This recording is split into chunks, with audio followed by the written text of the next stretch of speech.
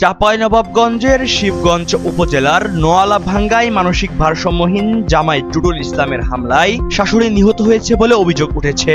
বুধবার 13 নভেম্বর দিবাগত রাত 10টার দিকে উপজেলার নোয়ালাভাঙ্গা ইউনিয়নের মিরাটুলি বাবুপুর গ্রামে এ ঘটনা ঘটে।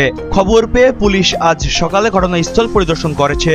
স্থানীয় সূত্র ও পুলিশ জানায়, মানসিক রোগী জামাই টুটুলের বাড়িতে বেড়াতে গিয়ে শাবলের আঘাতে ঘটনাস্থলেই শাশুড়ির মৃত্যু হয়।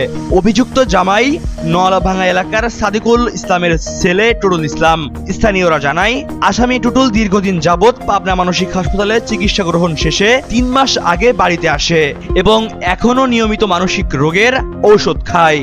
স্থানীয়দের বরাত দিয়ে শিবগঞ্জ থানার ওসি গোলাম কিবরিয়া জানান, বাবুপুর মিরাটলি গ্রামের মৃত শফিকুল আলমের স্ত্রী সকিনা বুধবার রাতে জামাই টুটুলের বাড়িতে বেড়াতে যান। রাতের খাবার খাওয়া শেষে সকিনা একটি ঘরে ঘুমিয়ে পড়ে।